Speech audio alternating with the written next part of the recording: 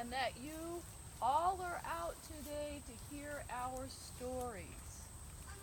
I'm very, very honored, actually, to have you with us today. You know, I haven't been able to talk with anyone for a very, very long time. So if my voice sounds a little scratchy, it's because I haven't spoken for a long time. Let me introduce myself. My name is Mrs. Annie McBean Hatton, and my gravestone is right back there. It's the one that's all shiny and clean. That's mine and my husband, James. Can you see it? Now, my life really is not all that interesting. I lived a very ordinary life. I grew up on the farm, so I was a farm girl. And then I married Mr. Hatton, Captain Hatton. He was a sea captain. And I was a housewife all of my life. I was a plain, ordinary woman. But not that there's anything wrong with that. I'm just telling you. There isn't anything wrong with being a housewife. I was born in New Brunswick in 1856. And over the course of my life, I've lived on both sides of the border, like so many people here in the area. I was living in Canada first with my parents, and then my husband and I came here. And for the last 9 years of my life, I lived in Calais on Franklin Street. And I was a very faithful and long-standing member of the Methodist Church here in town. I was, as I said, a housewife, and I raised several children to adulthood, and I took very good care of my family and my home. I'm very proud of that. I'm very proud of my housekeeping skills. I kept a good home. I'm also proud to say that I had many friends, and people said that I had a kind disposition. I must have been friendly.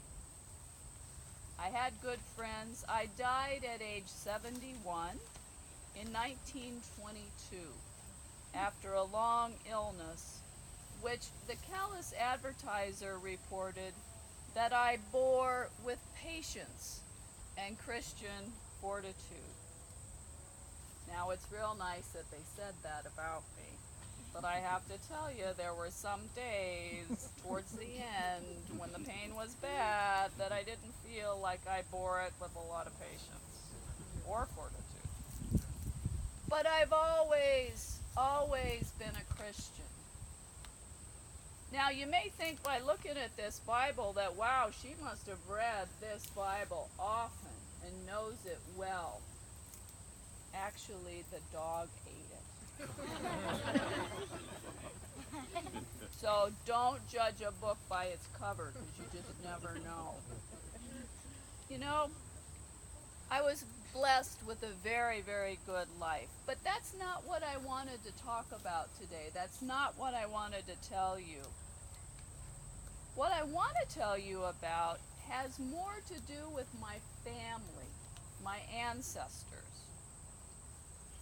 My father was, as I said, a farmer. He was a hard-working farmer named Joshua McBean, who was born in Canada, and he lived in Canada his whole life. And my mother was Hannah Thornton, and she was the great-granddaughter of a man named Matthew Thornton. So I'm the great-great-granddaughter of Matthew Thornton. Now, I don't know how well you know history, American history, and the beginning of this country. Think back to the American Revolution. Does anyone remember the name Matthew Thornton in association with the American Revolution?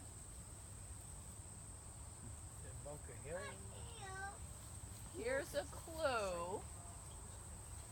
Here's a clue right here. The signing of the Declaration of Independence. Let me tell you who Matthew Thornton was. He was one of the signers of the Declaration of Independence. He was the representative from New Hampshire, to be precise. Now, don't worry if you didn't know, because he actually kind of scooted in at the very last minute. Not even in July. He was so late, he didn't get there to sign it until November. You know, it's a long trip from New Hampshire to Philadelphia over those roads. And so, if you look real close in this painting, there's a fella that looks like he's running in the door carrying his hat. I think that's my great-great-grandfather Matthew. I think they may have just painted him in after they did the original photo. Or not photo, but the original painting. So,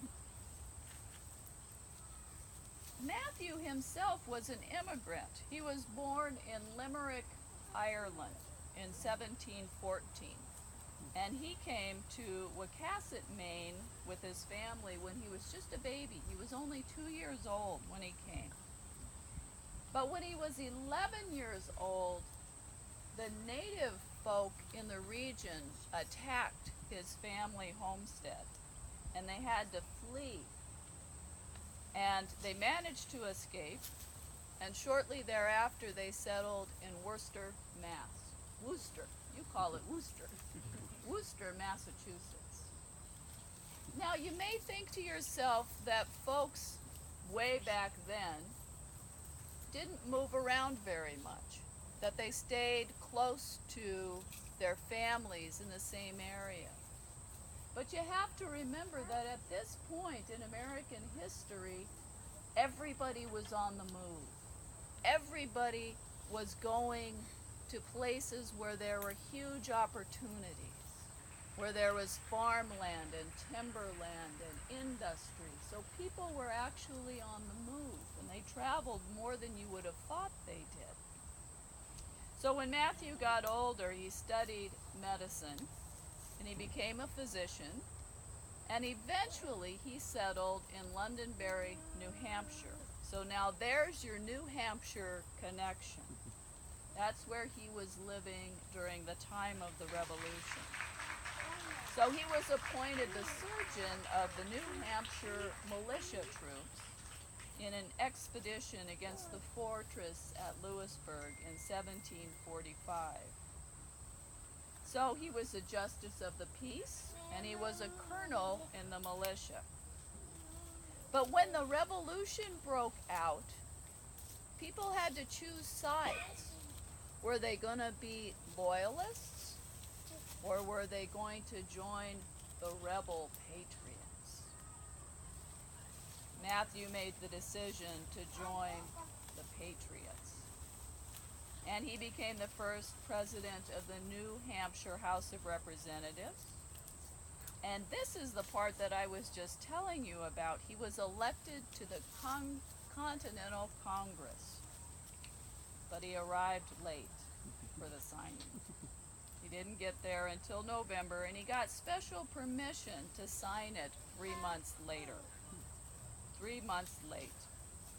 Now, my husband used to tease me. Anytime I was late, he would say, "Oh, you're just like your grandfather, Matthew. You know, that fellow that was late for signing the Declaration of Independence."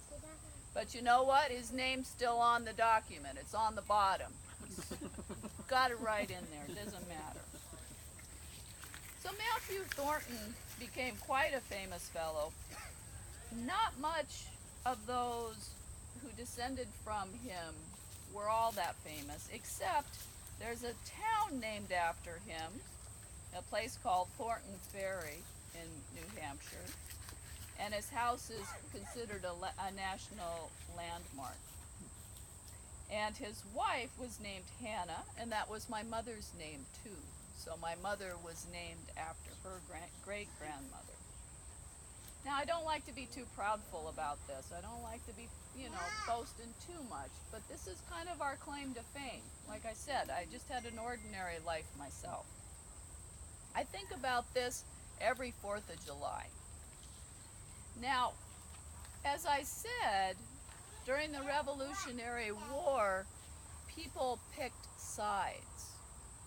Well, we have a member of the family that actually picked the other side and was a loyalist. So my great-great-grandfather, Matthew Thornton, the same fella who signed the Declaration of Independence, had a nephew who was his namesake, another Matthew Thornton. And he was a loyalist. And he went over to New Brunswick like good loyalists do. But in 1776, he was back on this side of the border for some reason, and he was tried for treason. Now, we don't know exactly why. It's a little vague. The history's a little vague. He was actually acquitted of the charges, but a lot of people thought he was guilty. He carried that around for him for a long time. So he felt like he needed to get away. So his fellow Freemasons helped him escape to St. Stephen, right across the river, where he's one of the earliest British settlers. So there's another branch of my family tree that's also related to Matthew Thornton, the signer of the Declaration of Independence. As I said, my story's pretty simple, pretty plain, but I do have some pretty important ancestors. You're going to find that there are stories galore here in the cemetery. There are many people, and I'm going to send you now over to that handsome doughboy, Harry Sherman. I remember when he and his brother were just little tiny fellers. Wonderful people, wonderful story. Thank you so much for coming out. Thank you.